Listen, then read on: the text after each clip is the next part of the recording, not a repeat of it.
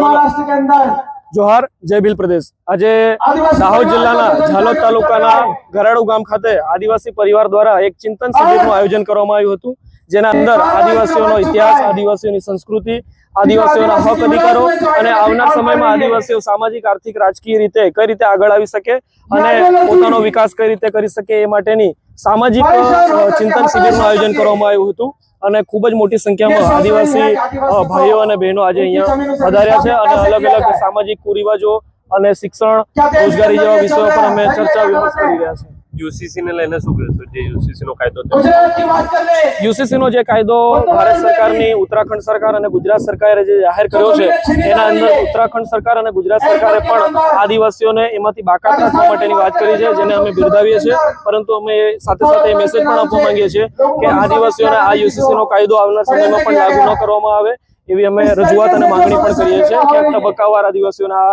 વસ્તુ લાગુ ન કરવામાં આવે। આદિવાસી સમાજની જે બોળી જનતા જે છે તે ધર્મ પરિવર્તન કરી રહી છે, તેને લઈને આદિવાસીઓ ખરેખર પ્રકૃતિ પૂજક છે। તેઓની સંસ્કૃતિ, ભાષા, બોલી, રૂઢી, પરંપરાઓ, રીતિ રિવાજો, જન્મ, લગ્ન, મરણના રીતિ રિવાજો અલગ છે, જે કોઈ પણ ધર્મને લાગુ પડતા નથી। ભારતીય બંધારણ તમે જોઈ લો અને અલગ અલગ કાયદાઓ જે છે એ જોઈ લેશો તો તમને ખ્યાલ આવશે કે આદિવાસીઓને કોઈ પણ ધર્મ સાથે કોઈ લેવા દેવા નથી, પરંતુ ક્યાંક ને ક્યાંક કેટલાક લોભ લાલચમાં આદિવાસીઓ જ્યાં ધર્મ પરિવર્તન કરી રહ્યા છે તેમને રોકવા જોઈએ। સાથે સાથે જ્યાં પણ આવા આધાર પુરાવા જબરજસ્તીથી કોઈ ધર્મ પરિવર્તન કરાવતા હોય તો તેમના આધાર પુરાવા લઈને એમને કડક કાર્યવાહી કરવામાં આવે, એ ભલે કોઈ પણ ધર્મમાં જતા હોય અથવા અનુસરતા હોય જબરજસ્તી।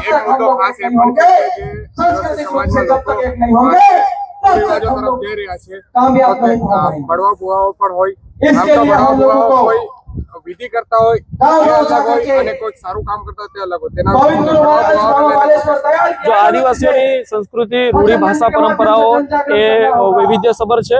એના અંદર જે અલગ અલગ ધર્મના લોકો જે શ્રદ્ધા રાખે છે, એવી જ રીતે આદિવાસીઓ પણ ક્યાંક ને ક્યાંક આત્મા પરમાત્મા અને અલગ અલગ વસ્તુઓમાં ક્યાંક ને ક્યાંક શ્રદ્ધા રાખતા હોય છે અને જે નાના મોટા અલગ અલગ વિસ્તારોમાં પોતે પોતાની કર્મ ક્રિયાકાંડ આદિવાસી રીતિ રિવાજો અને પરંપરાઓ પ્રમાણે ચલાવતા હોય છે અને ક્યાંક અતિશયોક્તિ થયેલી હોય રીતિ રિવાજોમાં અથવા પૂજાઓમાં તો એ પણ અમે રિફોર્મ લાવવા માટેનો પ્રયત્ન કરી રહ્યા છીએ। શિક્ષણનું સ્તર જોઈએ તેને લઈને લોકોને શું મેસેજ આપો? મહત્વની વાત એ છે કે હાલમાં જ કચ્છના એમએલએ ગુજરાત ગવર્મેન્ટને પરિપત્ર લખીને જાહેર કર્યું છે કે અમારે ત્યાં કચ્છ જિલ્લામાં ખાસા સમયથી શિક્ષકો ફેરબદલી કરી અને જતા રહે છે, જેના કારણે શિક્ષણ પર અસર પડી રહી છે।